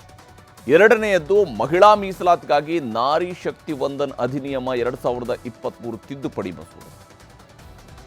ಮೊದಲಿಗೆ ಲೋಕಸಭೆ ಕ್ಷೇತ್ರಗಳ ಮರುವಿಂಗಡಣೆಯ ಬಗ್ಗೆ ನೋಡಬೇಕು. ಯಾಕಂದರೆ ಕೇಂದ್ರ ಸರ್ಕಾರ ಲೋಕಸಭೆ ಕ್ಷೇತ್ರಗಳ ಮರುವಿಂಗಡಣೆಗೆ ಮುನ್ನುಡಿಯನ್ನು ಬರೆದಿದೆ. ಈಗಿರುವ 543 ಲೋಕಸಭಾ ಕ್ಷೇತ್ರಗಳನ್ನು ಹತ್ರ 850ಕ್ಕೆ ಹೆಚ್ಚಿಸುವುದಕ್ಕೆ ಬೇಕಂತ ಸಿದ್ಧತೆಯನ್ನು ನಡೆಸಲಾಗಿದೆ. ಇದಕ್ಕಾಗಿ ಸಂವಿಧಾನದ 131ನೇ ಮಸೂದೆಯನ್ನು ತಿದ್ದುಪಡಿ ಮಾಡಲಾಗ್ತಾ ಇದೆ. ಈಗಾಗಲೇ ಎಲ್ಲ ಸಂಸದರಿಗೂ ಕೂಡ ತಿದ್ದುಪಡಿ ಮಸೂದೆಗಳನ್ನು ಕಳಿಸಿಕೊಡಲಾಗಿದೆ. ಅಧಿವೇಶನದಲ್ಲಿ ಮುಕ್ತವಾಗಿ ಮಾತನಾಡೋದಕ್ಕೆ ಮಸೂದೆಗೆ ಬೆಂಬಲ ನೀಡುವಂತೆಯೂ ಕೂಡ ಪ್ರಧಾನಿ ಮೋದಿ ನೇತೃತ್ವದ ಕೇಂದ್ರ ಸರ್ಕಾರ ಸೂಚನೆಯನ್ನು ನೀಡಿದೆ. ನಾಳೆ ಬೆಳಗ್ಗೆ 11 ಗಂಟೆಗೆ ಸಂಸತ್ನ ಉಭಯ ಕಲಾಪಗಳು ಶುರುವಾಗ್ತಾ ಇದೆ. ನಾಳೆಯಿಂದ ಆರಂಭವಾಗ್ತಾ ಇರುವಂತಹ ಸಂಸತ್ ಅಧಿವೇಶನಕ್ಕೆ ಆರಂಭದಿಂದಲೂ ಕೂಡ ಪ್ರತಿಪಕ್ಷಗಳು ವಿರೋಧವನ್ನು ವ್ಯಕ್ತಪಡಿಸ್ತಾನೆ ಬಂದಿದ್ದಾವೆ. ಆದರೂ ಸಂಸತ್ ಕಲಾಪದಲ್ಲಿ ಎಲ್ಲರೂ ಭಾಗಿಯಾಗಬೇಕು ಅಂತ ಎಲ್ಲ ಸಂಸದರಿಗೆ ಪ್ರತಿಪಕ್ಷಗಳು ವಿಪ್ಪನ್ನು ಜಾರಿಗೊಳಿಸಿವೆ. ಇದಕ್ಕೆ ಕಾರಣ ಲೋಕಸಭೆ ಕ್ಷೇತ್ರಗಳ ಮರುವಿಂಗಡಣೆಗೆ ವಿರೋಧ ವ್ಯಕ್ತಪಡಿಸುವಂಥದ್ದು. ಇದು ಬಹಳ ಪ್ರಮುಖ ಅಜೆಂಡಾ. ಮಹಿಳಾ ಮೀಸಲಾತಿ ಮಸೂದೆಗೆ ಬೆಂಬಲವನ್ನು ಪ್ರತಿಪಕ್ಷಗಳು ಕೂಡ ಕೊಡ್ತಾ ಇದ್ದಾವೆ. ಆದರೆ ಮರುವಿಂಗಡಣೆ ಮಸೂದೆಯನ್ನು ವಿರೋಧಿಸುವುದಕ್ಕೆ ನಿರ್ಧಾರ ಮಾಡಿದೆ. ಅಪ್ಪಿತಪ್ಪಿ ಸಂಸದರ ಸಂಖ್ಯೆ ಕಡಿಮೆಯಾದರೆ ಪ್ರತಿಪಕ್ಷ ತನ್ನ ಒತ್ತಡವನ್ನು ಹೇರೋದರಲ್ಲಿ ಹಿನ್ನಡೆಯನ್ನು ಅನುಭವಿಸುವುದು. ಹೀಗಾಗಿ ಪ್ರತಿಪಕ್ಷಗಳ ಎಲ್ಲ ಸಂಸದರು ನಾಳೆ ಅಧಿವೇಶನಕ್ಕೆ ಸಾಕ್ಷಿಯಾಗುವಂತಹ ಸಾಧ್ಯತೆ ಇದೆ. ಲೋಕಸಭೆ ಕ್ಷೇತ್ರಗಳ ಮರು ವಿಂಗಡಣೆಗೆ ಪ್ರತಿಪಕ್ಷಗಳು ವಿರೋಧ ಮಾಡ್ತಿರೋದಕ್ಕೆ ಬಹಳ ಮುಖ್ಯ ಕಾರಣ ದಕ್ಷಿಣ ರಾಜ್ಯಗಳಿಗೆ ಅನ್ಯಾಯ ಆಗುತ್ತೆ ಅಂತ ಹೇಳುವಂಥದ್ದು. ಉತ್ತರ ರಾಜ್ಯಗಳಿಗೆ ಎಲ್ಲ ಸೌಕರ್ಯಗಳು ಸಿಕ್ಬಿಡ್ತವೆ, ಅಧಿಕಾರದ ಚುಕ್ಕಾಣಿ ಅವರ ಕೈಯಲ್ಲೇ ಇರುತ್ತೆ ಅನ್ನುವಂಥದ್ದು. ಉತ್ತರ ರಾಜ್ಯಗಳ ಸದಸ್ಯರು ಹೇಳಿದ್ದೇ ವೇದವಾಕ್ಯ ಆಗುತ್ತೆ ಇನ್ನು ಮುಂದೆ. ಯಾಕಂದರೆ ದಕ್ಷಿಣದವರ ಮಾತಿಗೆ ಕವಡೆಯಷ್ಟು ಕೂಡ ಕಿಮ್ಮತ್ತಿರುವುದಿಲ್ಲ. ಅಂತಿಮವಾಗಿ ಸಂಸತ್ ಇರ್ಬೋದು ಅಥವಾ ವಿಧಾನಸಭೆ ಇರ್ಬೋದು, ಇದೆಲ್ಲವೂ ಕೂಡ ಸಂಖ್ಯಾಬಲದ ಮೇಲೆ ನಿಂತಿರುವಂಥದ್ದು. ಇದು ದಕ್ಷಿಣದ ನಾಯಕರುಗಳ ಆಕ್ರೋಶಕ್ಕೆ ಕಾರಣ. ಅನುದಾನ ಹಂಚಿಕೆಯಲ್ಲೂ ಕೂಡ ಉತ್ತರ ರಾಜ್ಯಗಳು ಮೇಲುಗೈಯನ್ನು ಸಾಧಿಸುತ್ತವೆ ಅನ್ನುವಂಥದ್ದು ಇಲ್ಲಿರುವ ವಾದ. ದಕ್ಷಿಣದವರು ಅನುದಾನಕ್ಕಾಗಿ ಅಲೆದಾಡಬೇಕಾಗುತ್ತೆ ಅನ್ನುವಂತಹ ವಾದವನ್ನು ಮುಂದಿಡಲಾಗ್ತಾ ಇದೆ. ಇನ್ನು ಅಭಿವೃದ್ಧಿ ಕೆಲಸಗಳ ವಿಚಾರಕ್ಕೆ ಬಂದಾಗ ಉತ್ತರಕ್ಕೆ ಹೆಚ್ಚು ಆದ್ಯತೆ ಸಿಗುತ್ತೆ, ದಕ್ಷಿಣದ ಅಭಿವೃದ್ಧಿ ಕೆಲಸಗಳು ನಿರ್ಲಕ್ಷ್ಯಕ್ಕೆ ಒಳಗಾಗ್ತವೆ ಅನ್ನುವಂತಹ ವಾದವೂ ಕೂಡ ಇದರಲ್ಲಿ ನಡೀತಾ ಇದೆ. ಲೋಕಸಭೆ ಕ್ಷೇತ್ರಗಳು ಉತ್ತರ ರಾಜ್ಯಗಳಿಗೆ ಹೆಚ್ಚಾಗೋದ್ರಿಂದಾಗಿ ಬಂಡವಾಳ ಹೂಡಿಕೆಯೂ ಅಲ್ಲೇ ಹೆಚ್ಚಳ ಆಗುತ್ತೆ. ಆದರೆ ದಕ್ಷಿಣ ರಾಜ್ಯಗಳನ್ನು ಕೇಂದ್ರ ಸರ್ಕಾರ ನಿರ್ಲಕ್ಷ್ಯ ಮಾಡುತ್ತೆ, ನಮಗೆ ಯಾವುದೇ ರೀತಿಯಂಥ ಅಧಿಕಾರದ ಸೂತ್ರ ನಮ್ಮ ಕೈಗೆ ಇರುವುದಿಲ್ಲ ಅನ್ನುವಂಥದ್ದು ಇಲ್ಲಿ ಇರುವ ಆತಂಕ. ಬಂಡವಾಳ ಹರಿವು ಕಡಿಮೆ ಆಗುತ್ತೆ ಅನ್ನೋ ಆತಂಕ ಇಲ್ಲಿ ಇರುವಂಥದ್ದು. ಹಾಗಾಗಿ ಉತ್ತರದ ಪ್ರಾತಿನಿಧ್ಯತೆ ಹೆಚ್ಚಳವಾದರೆ ದಕ್ಷಿಣದ ಪ್ರಾತಿನಿಧ್ಯತೆ ಕುಸಿತ ಆಗುತ್ತೆ ಅನ್ನುವಂತಹ ವಾದವನ್ನು ಮಾಡ್ತಾ ಇದ್ದಾರೆ. ಹೀಗಾಗಿ ಮಸೂದೆಗಳಿಗೆ ಅವರು ಉತ್ತರ ಭಾರತದಲ್ಲಿ ಮಾತ್ರನೇ ಹೆಚ್ಚಿನ ಸಂಸದ ಬಲ ಇರೋದ್ರಿಂದಾಗಿ ಮಸೂದೆಗಳಿಗೆ ಸುಲಭವಾಗಿ ಅಂಕಿತವನ್ನು ಹಾಕಿಸ್ಕೊಳ್ತಾರೆ. ಆದರೆ ದಕ್ಷಿಣ ರಾಜ್ಯದವರಿಗೆ ತಾರತಮ್ಯ, ಅನ್ಯಾಯ ಇವುಗಳನ್ನು ಪ್ರಶ್ನಿಸೋದಕ್ಕೂ ಕೂಡ ಆಗಲ್ಲ ಅನ್ನುವಂಥದ್ದು ದಕ್ಷಿಣದ ರಾಜ್ಯಗಳವರ ವಾದ. ಹಾಗಾದರೆ ಲೋಕಸಭೆ ಕ್ಷೇತ್ರಗಳ ಮರು ವಿಂಗಡಣೆ ಆದರೆ ದಕ್ಷಿಣಕ್ಕೆ ಸಿಗುವಂತಹ ಸ್ಥಾನಗಳು ಎಷ್ಟು, ಉತ್ತರ ಭಾರತಕ್ಕೆ ಸಿಗುವಂತಹ ಸ್ಥಾನಗಳು ಎಷ್ಟು ಅನ್ನೋದು ಕೂಡ ಭಾಳ ಮುಖ್ಯ ಆಗುತ್ತೆ. ಲೋಕಸಭೆಗಳು ಇನ್ನು ಮುಂದೆ ಲೋಕಸಭೆಯಲ್ಲಿ ಉತ್ತರದ ಬಲ 395ರಿಂದ 609ಕ್ಕೆ ಏರಿಕೆ ಆದರೆ ದಕ್ಷಿಣದ ಬಲ 129ರಿಂದ 202ಕ್ಕೆ ಏರಿಕೆಯಾಗುತ್ತೆ. ದಕ್ಷಿಣದ ಬಲ 129ರಿಂದ 202ಕ್ಕೆ ಏರಿಕೆಯಾಗುತ್ತೆ. ಇಲ್ಲಿ ಕೇಂದ್ರಾಡಳಿತ ಪ್ರದೇಶಗಳಲ್ಲಿ ಈಗಿರುವಂಥದ್ದು 19 ಸ್ಥಾನಗಳಾಗಿದ್ದರೆ ಇನ್ನು ಮುಂದೆ ಅದು 39 ಸ್ಥಾನಗಳಿಗೆ ಹೋಗ್ಬೋದು. ಒಟ್ಟು ಕ್ಷೇತ್ರಗಳು 543 ಇರುವಲ್ಲಿ 850 ಕ್ಷೇತ್ರಗಳು ಬರ್ತವೆ. ಇದರಲ್ಲಿ 600ರಷ್ಟು ಕ್ಷೇತ್ರಗಳು ಉತ್ತರ ಭಾರತದಲ್ಲಿಯೇ ಬರ್ತವೆ. ಇಲ್ಲಿವರೆಗೂ ಕೂಡ ಒಟ್ಟಾರೆ ಲೋಕಸಭೆ ಕ್ಷೇತ್ರಗಳ ಲೆಕ್ಕವನ್ನು ನಾವು ನೋಡ್ತೀವಿ. ಈಗ ಉತ್ತರ ಭಾರತದ 6 ಪ್ರಮುಖ ರಾಜ್ಯಗಳ ಸಂಖ್ಯಾಬಲ ಎಷ್ಟು ಬದಲಾಗುತ್ತೆ ಅನ್ನುವಂಥದ್ದನ್ನು ನಿಮಗೆ ವಿವರಿಸ್ತೀನಿ. ಭಾಳ ಮುಖ್ಯವಾಗಿ ಉತ್ತರದ ರಾಜ್ಯಗಳು ಹಾಲಿ ಉತ್ತರ ಪ್ರದೇಶದಲ್ಲಿ 80 ಸದಸ್ಯ ಬಲ ಇದ್ದರೆ ಇನ್ನು ಮುಂದೆ ಅದು 125 ಸೀಟ್ಗಳಿಗೆ ಏರಿಕೆ ಆಗ್ಬೋದು. 80 ಇದ್ದಲ್ಲಿಂದ 125 ಸೀಟ್ಗಳಿಗೆ ಉತ್ತರ ಪ್ರದೇಶದ ಒಂದು ರಾಜ್ಯದ ಸಂಖ್ಯಾಬಲ ಏರಿಕೆ ಆಗ್ಬೋದು. ಹಾಗೆಯೇ ಮಹಾರಾಷ್ಟ್ರದಲ್ಲಿ 48 ಸೀಟುಗಳಿದ್ದಾವೆ. ಉತ್ತರ ಪ್ರದೇಶವನ್ನು ಬಿಟ್ಟರೆ ಅತಿ ಹೆಚ್ಚು ಸ್ಥಾನಗಳಿರುವಂಥದ್ದು ಮಹಾರಾಷ್ಟ್ರದಲ್ಲಿ. ಅಲ್ಲಿ ಇನ್ನು ಮುಂದೆ 75 ಸೀಟುಗಳು ಆಗ್ತವೆ. ಪಶ್ಚಿಮ ಬಂಗಾಳದಲ್ಲಿರುವಂತಹ 42 ಸ್ಥಾನಗಳು 66ಕ್ಕೆ ಏರಿಕೆ ಆಗುತ್ತೆ, 66 ಆಗ್ಬೋದು. ಬಿಹಾರದಲ್ಲಿರುವಂತಹ 40 ಸೀಟುಗಳು 63ಕ್ಕೆ ಏರಿಕೆ ಆಗುತ್ತೆ. ಮಧ್ಯಪ್ರದೇಶದ 29 ಸೀಟುಗಳು 45 ಸೀಟುಗಳಾಗಿ ಬದಲಾಗ್ತವೆ. ಗುಜರಾತ್ನ 26 ಸ್ಥಾನಗಳು 41 ಸ್ಥಾನಕ್ಕೆ ಏರಿಕೆ ಆಗುತ್ತೆ ಅನ್ನುವಂಥದ್ದು ಇಲ್ಲಿರುವ ಬಹಳ ಮುಖ್ಯವಾಗಿ ನಾವು ಗಮನಿಸಬೇಕಾಗುತ್ತೆ. ಅಂದರೆ ಸಾಧ್ಯತೆಗಳು ನಾಳೆ ಅಂತಿಮವಾಗಿ ನಮಗೆ ಇದರ ಲೆಕ್ಕಾಚಾರ ಗೊತ್ತಾಗುತ್ತೆ. ವಿಧೇಯಕ ಮಂಡನೆ ಆದ ನಂತರ ಅಂತಿಮವಾದಂಥ ಲೆಕ್ಕಾಚಾರ ಗೊತ್ತಾಗುತ್ತೆ. ಇಲ್ಲಿ ದಕ್ಷಿಣದ ರಾಜ್ಯಗಳ ವಿಚಾರಕ್ಕೆ ಬರಬೇಕು. ದಕ್ಷಿಣದ ರಾಜ್ಯಗಳ ವಿಚಾರಕ್ಕೆ ಬಂದಾಗ ದಕ್ಷಿಣದ ರಾಜ್ಯಗಳಲ್ಲಿ ನಮ್ಮ ರಾಜ್ಯದಲ್ಲಿ 28 ಸೀಟುಗಳಿರುವಂತಹ ನಮ್ಮ ರಾಜ್ಯದಲ್ಲಿ ಇನ್ನು ಮುಂದೆ 44 ಸೀಟುಗಳು ಆಗ್ತವೆ. ಇದು ನಮ್ಮ ರಾಜ್ಯದ ಒಟ್ಟು ಸೀಟುಗಳ 50%ಗಿಂತ ಜಾಸ್ತಿ ಏರಿಕೆ ಆಗುತ್ತೆ. ತಮಿಳುನಾಡಿನಲ್ಲಿ ಮಾತ್ರ 39 ಸೀಟ್ ಇರುವಂಥದ್ದು 61ಕ್ಕೆ ಏರಿಕೆ ಆಗುತ್ತೆ. ತಮಿಳುನಾಡಿನಲ್ಲಿ ಆಲ್ರೆಡಿ 39 ಲೋಕಸಭಾ ಸ್ಥಾನಗಳಿವೆ, ಅಲ್ಲಿ 61 ಸ್ಥಾನ ಆಗುತ್ತೆ. ಆಂಧ್ರ ಪ್ರದೇಶದಲ್ಲಿರುವಂತಹ 25 ಸೀಟುಗಳು ಇನ್ನು ಮುಂದೆ 39 ಸೀಟುಗಳಾಗಿ ಬದಲಾಗ್ತವೆ ಅನ್ನುವಂಥದ್ದು. ಹಾಗೆಯೇ ಕೇರಳಂನಲ್ಲಿ ಇರುವಂತಹ 20 ಸೀಟುಗಳ ಬದಲಿಗೆ ಅದಕ್ಕೆ 31 ಸೀಟುಗಳಿಗೆ ಏರಿಕೆಯಾಗುತ್ತೆ. ಹಾಗೂ ತೆಲಂಗಾಣದ 17 ಸೀಟುಗಳ ಬದಲಿಗೆ ಅದು 27ಕ್ಕೆ ಏರಿಕೆಯಾಗುತ್ತೆ. ಹೀಗೆ ಒಟ್ಟು ಕ್ಷೇತ್ರಗಳಿಗೆ ಬಂದಾಗ 129 ಸೀಟುಗಳಿರುವಂತಹ ದಕ್ಷಿಣ ಭಾರತದ ಒಟ್ಟು ಲೋಕಸಭಾ ಕ್ಷೇತ್ರಗಳ ಸಂಖ್ಯೆ 202ಕ್ಕೆ ಏರಿಕೆ ಆಗುತ್ತೆ. ಇದು ಪ್ರೊಪೋರ್ಷನೇಟ್ ಆಗಿ ಏರಿಕೆ ಆಗುತ್ತೆ ಅನ್ನುವಂಥದ್ದನ್ನು ಕೇಂದ್ರ ಸರ್ಕಾರ ಸ್ಪಷ್ಟವಾಗಿ ಹೇಳ್ತಾ ಇದೆ. ಅಂದರೆ ದಕ್ಷಿಣಕ್ಕೂ ಅನ್ಯಾಯ ಆಗಲ್ಲ, ಉತ್ತರಕ್ಕೂ ಅನ್ಯಾಯ. ಮಸೂದೆ ಅಂಗೀಕಾರಕ್ಕೆ ಪ್ರತಿಪಕ್ಷಗಳ ಬೆಂಬಲ ಅತಿ ಮುಖ್ಯವಾಗಿ ಇದೆ. ಯಾಕಂದರೆ ಕೇಂದ್ರ ಸರ್ಕಾರದ ಈ 2 ಬಿಲ್ಗಳಿಗೆ ಬೇಕಾಗಿರುವಂಥದ್ದು 3/2 ಮತಗಳು. ಲೋಕಸಭೆಯಲ್ಲೂ ಅದು ಇಲ್ಲ, ರಾಜ್ಯಸಭೆಯಲ್ಲೂ ಕೂಡ 3/2 ಮತಗಳಿಲ್ಲ. ಯಾಕಂದರೆ ಇದು ಸಂವಿಧಾನದ ತಿದ್ದುಪಡಿ ಆಗಬೇಕಾಗುತ್ತೆ. ಹಾಗಾದರೆ ಇಲ್ಲಿ ಮರು ವಿಂಗಡಣೆ ಹೇಗಾಗುತ್ತೆ ಅನ್ನೋದನ್ನು ನಾವು ಗಮನಿಸಬೇಕು. ಮಸೂದೆ ಅಂಗೀಕಾರಕ್ಕೆ ಲೋಕಸಭೆಯಲ್ಲಿ 360 ಮತಗಳು ಬೇಕು. ಮಸೂದೆ ಅಂಗೀಕಾರಕ್ಕೆ ರಾಜ್ಯಸಭೆಯಲ್ಲಿ 160 ಮತಗಳು ಸಿಗಬೇಕಾಗುತ್ತೆ. ಲೋಕಸಭೆಯಲ್ಲಿ 360, ರಾಜ್ಯಸಭೆಯಲ್ಲಿ 160 ಮತಗಳು ಸಿಗಬೇಕು. ಲೋಕಸಭೆಯಲ್ಲಿ 540 ಸದಸ್ಯರಿದ್ದು ಸಂಸದರಿದ್ದು 3 ಸ್ಥಾನ ಸದ್ಯಕ್ಕೆ ನಾನಾ ಕಾರಣಗಳಿಂದ ಖಾಲಿಯಾಗಿವೆ. ಸದ್ಯ ಸರ್ಕಾರದ ಬಲ ಇರುವಂಥದ್ದು 292 ಸ್ಥಾನಗಳು ಮಾತ್ರ. ಪ್ರತಿಪಕ್ಷಗಳ ಬಲ ಇರುವಂಥದ್ದು 228 ಸ್ಥಾನಗಳು.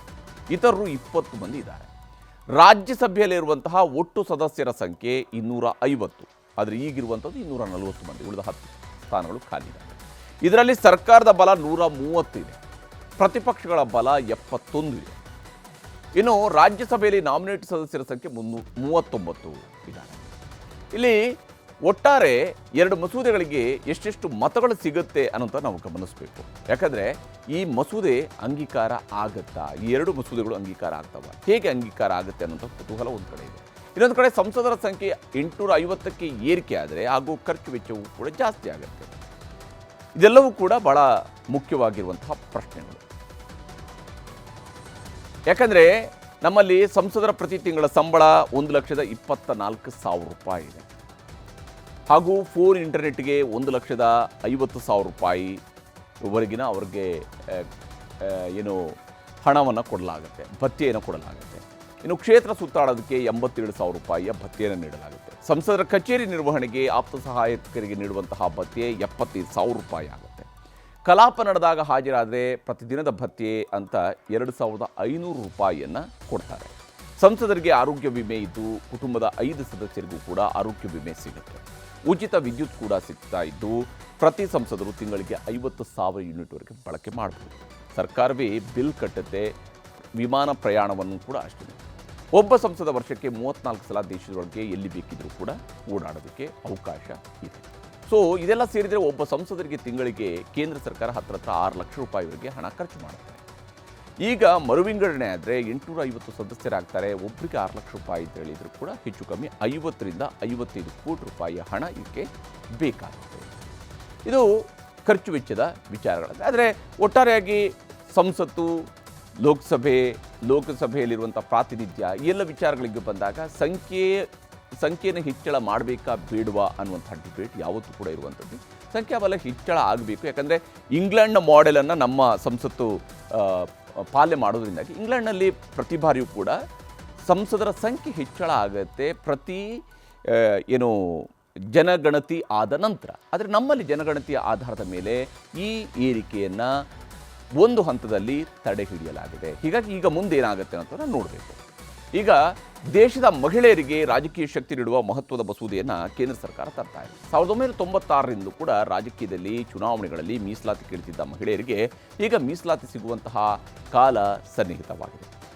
ಸಂಸತ್ನಲ್ಲಿ ನಾರಿ ಶಕ್ತಿ ಮಸೂದೆ ಮಂಡನೆ ಆಗ್ತಾ ಇದೆ. ಹಾಲಿ ಲೋಕಸಭೆಯಲ್ಲಿ ಸ್ತ್ರೀ ಶಕ್ತಿ ಇರುವಂಥದ್ದು 74 ಮಂದಿ ಮಾತ್ರ. ಆದರೆ 13.6% ಮಹಿಳೆಯರು ಸದ್ಯಕ್ಕೆ ನಮ್ಮ ಸಂಸತ್ನಲ್ಲಿ ಇದ್ದಾರೆ. ಹಾಲಿ ಲೋಕಸಭೆಯಲ್ಲಿ ಇರುವಂಥದ್ದು 13.6% ಆದರೆ ಇನ್ನು ಮುಂದೆ 33% ಅಂದರೆ 281 ಕ್ಷೇತ್ರಗಳಿಗೆ ಇದು ಏರಿಕೆ ಆಗುತ್ತೆ. ಅಂದರೆ ಒಟ್ಟಾರೆಯಾಗಿ ಈಗ ಸಂಸತ್ತಿನ ಗಾತ್ರ ಹಿಗ್ಗಿದಾಗ SC ಮೀಸಲಾತಿ ಇರುವಂಥದ್ದು 136, 84 ಕ್ಷೇತ್ರಗಳಲ್ಲಿ ಹಾಗೆ ಇರುತ್ತೆ, ಬದಲಾವಣೆ ಆಗುವುದಿಲ್ಲ. ST ಮೀಸಲಾತಿ 70, 47 ಕ್ಷೇತ್ರಗಳಲ್ಲಿ ಅದು ಕೂಡ ಹಾಗೆ ಇರುತ್ತೆ, ಬದಲಾವಣೆ ಆಗುವುದಿಲ್ಲ. ಹೀಗೆ ಇವೆಲ್ಲವೂ ಕೂಡ ಸದ್ಯಕ್ಕೆ ನಡೀತಾ ಇರುವಂತಹ ಬೆಳವಣಿಗೆ. ಈ ವಿಚಾರದಲ್ಲಿ ಮಲ್ಲಿಕಾರ್ಜುನ ಖರ್ಗೆ ಅವರು ಏನು ಹೇಳಿದ್ದಾರೆ ಅನ್ನೋದನ್ನು ತೋರಿಸ್ತೀನಿ.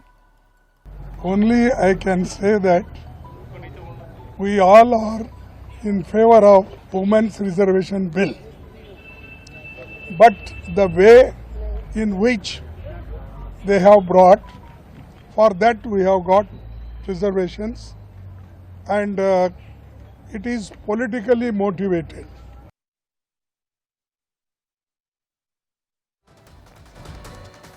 ಇನ್ನು ಇರಾನ್ ಅಮೆರಿಕ ಮಧ್ಯೆ ಆಗ್ತಿರುವಂತಹ ಯುದ್ಧ ನಿಲ್ಲುವಂತಹ ಸಮಯ ಹತ್ತಿರ ಆಗ್ತಾ ಇದೆ. ಹೀಗಂತ ಅಮೆರಿಕದ ಅಧ್ಯಕ್ಷ ಡೊನಾಲ್ಡ್ ಟ್ರಂಪ್ ಅವರೇ ಹೇಳಿಕೆಯನ್ನು ನೀಡಿದ್ದಾರೆ. ಇರಾನ್ ಅಮೆರಿಕ ಇಸ್ರೇಲ್ ಯುದ್ಧ ಸಂಪೂರ್ಣವಾಗಿ ನಿಲ್ಲಿಸೋದಕ್ಕೆ 2ನೇ ಸುತ್ತಿನ ಮಾತುಕತೆ ನಡೆಸೋದಕ್ಕೆ ವೇದಿಕೆ ಕೂಡ ಸಜ್ಜಾಗ್ತಾ ಇದೆ. ಈ ನಡುವೆ ಇರಾನ್ ಮಾತ್ರ ಯುದ್ಧ ನಷ್ಟವನ್ನು ಅಮೆರಿಕ ಹಾಗೂ ಇಸ್ರೇಲ್ ತುಂಬಿಕೊಡಬೇಕು, ನೀವೇ ಶುರು ಮಾಡಿರುವಂತಹ ಯುದ್ಧದಿಂದ ನಮಗೆ $270 ಬಿಲಿಯನ್ ನಷ್ಟ ಆಗಿದೆ ಅಂತ ಹೇಳ್ತಾ ಇದ್ದಾರೆ. ಅಮೆರಿಕ ಅಧ್ಯಕ್ಷ ಡೊನಾಲ್ಡ್ ಟ್ರಂಪ್ ಕೂಡ 2 ಕಂಡೀಷನ್ ಅನ್ನು ಹಾಕಿದ್ದು ಹಾರ್ಮುಜ್ ಜಲಸಂಧಿಯನ್ನು ಸಂಪೂರ್ಣವಾಗಿ ತೆರೀಬೇಕು ಮತ್ತು ಶಾಂತಿ ಸಭೆಯಲ್ಲಿ ಭಾಗಿಯಾಗುವ ನಿಯೋಗ IRGCಯಿಂದ ಸಂಪೂರ್ಣ ಅಧಿಕಾರ ಪಡೆದು ಚರ್ಚೆಗೆ ಬರಬೇಕು ಅಂತ ಹೇಳಿದ್ದಾರೆ. ಈಗ ರಾಜ್ಯ ದೇಶ ವಿದೇಶಗಳ ಮತ್ತಷ್ಟು ಪ್ರಮುಖ ಸುದ್ದಿಗಳನ್ನು ನೋಡ್ತಾ ಹೋಗೋಣ. ಮಂಡ್ಯ ಜಿಲ್ಲೆ ಆದಿಚುಂಚನಗಿರಿ ಮಠದ ಕಾರ್ಯಕ್ರಮಕ್ಕಾಗಿ ಬೆಂಗಳೂರಿನ HCL ಏರ್ಪೋರ್ಟ್ಗೆ ಬಂದಿಳಿದ ಪ್ರಧಾನಿ ಮೋದಿಯವರನ್ನ ಸ್ವತಃ ಸಿಎಂ ಸಿದ್ದರಾಮಯ್ಯ ಅವರು ಸ್ವಾಗತಿಸಿದರು. ಈ ವೇಳೆ ಪ್ರಧಾನಿ ಜೊತೆಗೆ ಆತ್ಮೀಯವಾಗಿ ಮಾತನಾಡಿರುವ ಸಿಎಂ ಸಿದ್ದರಾಮಯ್ಯ ರಾಜ್ಯದ ರೈಲ್ವೆ, ನೀರಾವರಿ ಯೋಜನೆ ಸೇರಿದಂತೆ 18 ಬೇಡಿಕೆಗಳನ್ನು ಮುಂದಿಟ್ಟರು. ಬೆಂಗಳೂರು ಅಭಿವೃದ್ಧಿಗೆ 6,000 ಕೋಟಿ ರೂಪಾಯಿ ಕೊಡುವಂತೆ ಮನವಿಯನ್ನ ಮಾಡಿದ್ದಾರೆ. ಮಂಡ್ಯ ಜಿಲ್ಲೆ ನಾಗಮಂಗಲದ ಆದಿಚುಂಚನಗಿರಿ ಮಠಕ್ಕೆ ಭೇಟಿ ನೀಡಿರುವ ಪ್ರಧಾನಮಂತ್ರಿ ಮೋದಿ ಭೈರವೈಕ್ಯ ಮಂದಿರವನ್ನು ಲೋಕಾರ್ಪಣೆ ಮಾಡಿದ್ದಾರೆ. ಬಾಲಗಂಗಾಧರನಾಥ ಸ್ವಾಮೀಜಿಯವರ ಗದ್ದುಗೆ ಸ್ಥಳದಲ್ಲಿ ನಿರ್ಮಿಸಿರುವ ಭವ್ಯ ದೇಗುಲವನ್ನು ಉದ್ಘಾಟಿಸಿ ವಿಶೇಷ ಪೂಜೆಯನ್ನ ಸಲ್ಲಿಸಿದರು. ಬೆಂಗಳೂರಿನ ವಿದ್ಯಾರಣ್ಯಪುರದಿಂದ 2 ವಿದ್ಯಾರ್ಥಿನಿಯರು ನಾಪತ್ತೆಯಾಗಿ 75 ದಿನ ಕಳೆದರೂ ಪತ್ತೆಯಾಗಿಲ್ಲ. ಸೆಕೆಂಡ್ PU ಓದ್ತಾ ಇದ್ದ ತನಿಷ್ಕಾ ಮತ್ತು ಫಸ್ಟ್ PU ಓದ್ತಾ ಇದ್ದಂತಹ ತೇಜಸ್ವಿನಿ ಪರೀಕ್ಷೆ ಭಯದಿಂದ ಮನೆ ಬಿಟ್ಟು ಹೋಗಿದ್ದಾರೆ ಅಂತ ಹೇಳಲಾಗ್ತಿದೆ. ಗಂಡನನ್ನ ಬಿಟ್ಟು ಪ್ರಿಯಕರನ ಜೊತೆಗೆ ಓಡಿ ಹೋಗಿದ್ದ ಮಹಿಳೆಯನ್ನ ಕುಟುಂಬಸ್ಥರೇ ಹತ್ಯೆ ಮಾಡಿ ಸುಟ್ಟು ಹಾಕಿದ್ದಾರೆ. ಬೆಳಗಾವಿ ಜಿಲ್ಲೆ ಯಮಕರಮರಡಿ ಠಾಣೆಯಲ್ಲಿ ಮರ್ಯಾದೆ ಹತ್ಯೆ ಕೇಸ್ ದಾಖಲಾಗಿದೆ. ಡಾಕ್ಟರ್ ಯತೀಂದ್ರ ಸಿದ್ದರಾಮಯ್ಯ ವಸೂಲಿ ಮಾಡ್ತಿದ್ದಾರೆ ಎಂದು ಕೇಂದ್ರ ಸಚಿವ HD ಕುಮಾರಸ್ವಾಮಿ ಮಾಡಿದ್ದ ಆರೋಪಕ್ಕೆ ಡಾಕ್ಟರ್ ಯತೀಂದ್ರ ಸಿದ್ದರಾಮಯ್ಯ ತಿರುಗೇಟು ನೀಡಿದ್ದಾರೆ. ಮೈಸೂರಲ್ಲಿ ಮಾತನಾಡಿದ ಅವರು, ಕುಮಾರಸ್ವಾಮಿ ಅವರು CM ಆಗಿದ್ದಾಗ ಅವರ ಮನೆಯ ಎಲ್ಲರೂ ವಸೂಲಿಗೆ ನಿಂತಿದ್ರು ಅಂತ ನಾನು ಹೇಳ್ತೀನಿ ಅಂತ ಹೇಳಿದ್ದಾರೆ. ಚನ್ನಪಟ್ಟಣ ಕ್ಷೇತ್ರದಿಂದ ಕುಮಾರಸ್ವಾಮಿ 2028ಕ್ಕೆ ಸ್ಪರ್ಧೆ ಮಾಡ್ತಾರೆ ಅನ್ನೋ ವಿಚಾರದ ಬಗ್ಗೆ JDS ಯುವ ನಾಯಕ ನಿಖಿಲ್ ಕುಮಾರಸ್ವಾಮಿ ಪ್ರತಿಕ್ರಿಯಿಸಿದ್ದಾರೆ. ಚನ್ನಪಟ್ಟಣ ಜನರ ಅಭಿಲಾಷೆ ಇದೇ ಆಗಿದೆ. ರಾಜ್ಯ ರಾಜಕಾರಣಕ್ಕೆ ಬಂದರೆ ಚನ್ನಪಟ್ಟಣ ಪರಿಗಣಿಸಬೇಕು ಅನ್ನುವಂಥ ಒತ್ತಾಯ ಇದೆ ಅಂತ ಹೇಳಿದ್ದಾರೆ. ದಾವಣಗೆರೆಯ ಹರಿಹರ ಪಂಚಮಸಾಲಿ ಪೀಠದ ವಿವಾದದಲ್ಲಿ ಬ್ಲಾಕ್ ಸ್ಕಾರ್ಪಿಯೋ ಕಾರು ಎಂಟ್ರಿ ಕೊಟ್ಟಿದೆ. ಟ್ರಸ್ಟಿ ಚಂದ್ರಶೇಖರ್ ಹಾಗೂ ರಾಣೆಬೆನ್ನೂರು ಮಾಜಿ ಶಾಸಕ ಅರುಣ್ ಕುಮಾರ್ ಪೂಜಾರ್ ಮಧ್ಯೆ ವಾಕ್ಸಮರ ನಡೆದಿದೆ. 1.5 ಕೋಟಿಯ ಬ್ಲಾಕ್ ಸ್ಕಾರ್ಪಿಯೋ ಕಾರನ್ನು 24 ಗಂಟೆಗಳಲ್ಲಿ ವಾಪಸ್ ಕೊಡಿ ಅಂತ ಟ್ರಸ್ಟಿ ಇದ್ರೆ ನನ್ನನ್ನು ನಿಲ್ಲಿಸಿ ಕಾರು ತಗೊಳ್ಳಿ ಅಂದಿದ್ದಾರೆ ಮಾಜಿ ಶಾಸಕರು. ಬೆಂಗಳೂರಲ್ಲಿ ನಾಳೆಯಿಂದ ಜನಗಣತಿ ಆರಂಭ ಆಗಲಿದೆ. ಸ್ವಯಂ ಗಣತಿ ಇಂದಿಗೆ ಮುಕ್ತಾಯವಾಗಿದ್ದು ನಿರೀಕ್ಷೆ ಮಟ್ಟದಲ್ಲಿ ಸ್ವಯಂ ಗಣತಿಗೆ ಬೆಂಬಲ ಸಿಕ್ಕಿಲ್ಲ. ಹೀಗಾಗಿ ನಾಳೆಯಿಂದ ಮನೆ ಮನೆಗೆ ಭೇಟಿ ನೀಡಿ ಗ್ರೇಟರ್ ಬೆಂಗಳೂರು ಪ್ರಾಧಿಕಾರ ನಿಯೋಜಿಸಿರುವ ಸಿಬ್ಬಂದಿ ಗಣತಿ ಮಾಡಲಿದ್ದಾರೆ. ರಾಜ್ಯದಲ್ಲಿ ಇಂದಿನಿಂದ 5 ದಿನಗಳ ಕಾಲ ಬಿಸಿಗಾಳಿ ಬೀಸಲಿದೆ ಎಂದು ಹವಾಮಾನ ಇಲಾಖೆ ಎಚ್ಚರಿಕೆಯನ್ನು ನೀಡಿದೆ. ಬೀದರ್, ಕಲಬುರಗಿ, ಯಾದಗಿರಿ, ರಾಯಚೂರು, ವಿಜಯಪುರ, ಬಾಗಲಕೋಟೆ, ಕೊಪ್ಪಳ, ಗದಗ, ಧಾರವಾಡ, ಉತ್ತರ ಕನ್ನಡ ಸೇರಿದಂತೆ 12 ಜಿಲ್ಲೆಗಳಿಗೆ ಅಧಿಕ ಬಿಸಿಗಾಳಿ ಬೀಸಲಿದೆ. ಬೆಂಗಳೂರು ಗ್ರಾಮಾಂತರ ಜಿಲ್ಲೆ ನೆಲಮಂಗಲದ ಕಲ್ಯಾಣ ಮಂಟಪದಲ್ಲಿ ನಡೀತಾ ಇದ್ದ ಬಾಲ್ಯ ವಿವಾಹವನ್ನು ಜಿಲ್ಲಾ ಮಕ್ಕಳ ರಕ್ಷಣಾಧಿಕಾರಿ ಅನಿತಾ ಲಕ್ಷ್ಮಿ ತಂಡ ತಡೆದಿದೆ. 17 ವರ್ಷದ ಬಾಲಕಿಯ ಮದುವೆ ಮಾಡೋದಕ್ಕೆ ಪೋಷಕರು ಮುಂದಾಗಿದ್ದರು. ಹಾಸನದಲ್ಲಿ ಕಾಡಾನೆಗಳ ಉಪಟಳ ಮಿತಿ ಮೀರಿದ್ದು ಕಾಡಾನೆ ಸೆರೆಗೆ ಕಾರ್ಯಾಚರಣೆ ಹಮ್ಮಿಕೊಳ್ಳಲಾಗಿದೆ. ಬೇಲೂರು ತಾಲೂಕಿನ ಕೆರಗೋಡು ಗ್ರಾಮದ ಕಾಫಿ ತೋಟದಿಂದ ಕಾರ್ಯಾಚರಣೆಯ ವೇಳೆ ಒಂಟಿ ಸಲಗವೊಂದು ಚಳ್ಳೆಹಣ್ಣು ತಿನ್ನಿಸಿ ಪರಾರಿಯಾಗಿದೆ. ಆಂಧ್ರ DCM ಪವನ್ ಕಲ್ಯಾಣ್ ಹಾಗೂ ನಟ ರಾಮ್ ಚರಣ್ ವೈಯಕ್ತಿಕ ಜೀವನದ ಬಗ್ಗೆ ಹಾಸ್ಯ ಮಾಡಿದ್ದ ಆರೋಪದ ಮೇಲೆ ಸ್ಟ್ಯಾಂಡ್ ಅಪ್ ಕಾಮಿಡಿ ಮಾಡಿದ್ದ ಅನುದೀಪ್ ಕಾಟಿಕಾಲರನ್ನು ಪೊಲೀಸರು ಬಂಧಿಸಿದ್ದಾರೆ. ಹೈದರಾಬಾದ್ ಮೂಲದ ಸ್ಟ್ಯಾಂಡ್ ಅಪ್ ಕಾಮಿಡಿಯನ್ ಅನುದೀಪ್ ಕಾಟಿಕಾಲ ಇತ್ತೀಚೆಗೆ ಯೂಟ್ಯೂಬ್ನಲ್ಲಿ ವಿಡಿಯೋ ಹಂಚಿಕೊಂಡಿದ್ದರು. ಜಮ್ಮು ಮತ್ತು ಕಾಶ್ಮೀರ ಮುಖ್ಯಮಂತ್ರಿ ಒಮರ್ ಅಬ್ದುಲ್ಲಾ ತ್ರಿವರ್ಣ ಧ್ವಜದ ಬಣ್ಣವಿದ್ದ ರಿಬ್ಬನ್ ಕಟ್ ಮಾಡಲು ನಿರಾಕರಿಸಿದ್ದು ಭಾರೀ ಬೆಚ್ಚುಗೆಗೆ ಪಾತ್ರರಾಗಿದ್ದಾರೆ. ಭಾರತದ ಧ್ವಜವಿರುವ ರಿಬ್ಬನ್ ಕತ್ತರಿಸುವುದಿಲ್ಲ ಅಂತ ಹೇಳೋದರ ಮೂಲಕ ಆಯೋಜಕರಿಗೆ ರಿಬ್ಬನ್ ತೆರವು ಮಾಡುವಂತೆ ಸೂಚಿಸಿದ್ದಾರೆ. ಮಹಾರಾಷ್ಟ್ರದಲ್ಲಿ ನಡೆದಿರುವ ಲೈಂಗಿಕ ದೌರ್ಜನ್ಯ ಪ್ರಕರಣ ಇಡೀ ದೇಶವನ್ನೇ ಬೆಚ್ಚಿಬಿಡಿಸಿದೆ. 19 ವರ್ಷದ ಅಯಾನ್ ಅಹಮದ್ ತನ್ವೀರ್ ಎಂಬ ಯುವಕ 180 ಅಪ್ರಾಪ್ತ ಬಾಲಕಿಯರಿಗೆ ಲೈಂಗಿಕ ದೌರ್ಜನ್ಯ ಎಸಗಿರುವ ಆರೋಪ ಕೇಳಿಬಂದಿದೆ. ಪೊಲೀಸರು ಬಂಧಿಸಿ ತನಿಖೆ ನಡೆಸಿದ ವೇಳೆ 350ಕ್ಕೂ ಹೆಚ್ಚು ಅಶ್ಲೀಲ ವಿಡಿಯೋಗಳು ಪತ್ತೆಯಾಗಿವೆ. ಪಾಕಿಸ್ತಾನ ಸರ್ಕಾರ ಇರಾನ್, ಅಮೆರಿಕ ನಡುವಿನ ಮಧ್ಯಸ್ಥಿಕೆ ಪ್ರಯತ್ನವನ್ನು ಮಾಡ್ತಾ ಇದೆ. ಆದರೆ ಈ ನಡುವೆ ಪಾಕಿಸ್ತಾನ ಸಾಲದ ಸುಳಿಯಲ್ಲಿ ಸಿಲುಕಿದ್ದು ಸಾಲ ತೀರಿಸಲು ಸಾಧ್ಯವಾಗದೆ ಪರದಾಡ್ತಾ ಇದೆ. ಸೌದಿ ಅರೇಬಿಯಾ ಬಳಿ ಪಾಕಿಸ್ತಾನ ಕೈಚಾಚಿದ್ದು $3 ಬಿಲಿಯನ್ ಆರ್ಥಿಕ ನೆರವು ನೀಡೋದಕ್ಕೆ ಸೌದಿ ಅರೇಬಿಯಾ ನಿರ್ಧಾರ ಕೈಗೊಂಡಿದೆ. ಭಾರತ ಕ್ರಿಕೆಟ್ ತಂಡದ ಮುಖ್ಯ ಕೋಚ್ ಗೌತಮ್ ಗಂಭೀರ್ ಪ್ರಸಿದ್ಧ ಸಲಸರ್ ಬಾಲಾಜಿ ದೇವಸ್ಥಾನಕ್ಕೆ ಭೇಟಿ ನೀಡಿದ್ದಾರೆ. ರಾಜಸ್ಥಾನದ ಚುರು ಜಿಲ್ಲೆಯ ಸಲಸರ್ ಬಾಲಾಜಿ ದೇಗುಲದಲ್ಲಿ ವಿಶೇಷ ಪೂಜೆ ಸಲ್ಲಿಸಿದ್ದಾರೆ. ರಾಷ್ಟ್ರೀಯ ತಂಡದ ಮುಂಬರುವ ಕಾರ್ಯಯೋಜನೆಗಳಿಗಾಗಿ ಪ್ರಾರ್ಥನೆ ಸಲ್ಲಿಸಿದ್ದಾರೆ. ಬೆಂಗಳೂರಿನ ಚಿನ್ನಸ್ವಾಮಿ ಸ್ಟೇಡಿಯಂನಲ್ಲಿ RCB ಹಾಗೂ ಲಕ್ನೋ ಸೂಪರ್ ಜೈಂಟ್ಸ್ ನಡುವೆ ಹಣಾಹಣಿ ನಡೀತಾ ಇದ್ದು ಟಾಸ್ ಗೆದ್ದು ಬೌಲಿಂಗ್ ಆಯ್ಕೆ ಮಾಡಿಕೊಂಡಿರುವ RCB ತಂಡ ಲಕ್ನೋ ಮೇಲೆ ಹಿಡಿತ ಸಾಧಿಸಿದೆ. 20 ಓವರ್ಗಳಲ್ಲಿ ಕೇವಲ 146 ರನ್ಗಳಿಗೆ LSG ಆಲ್ಔಟ್ ಆಗಿದ್ದು 147 ರನ್ಗಳ ಟಾರ್ಗೆಟ್ ಅನ್ನು ನೀಡಿದೆ.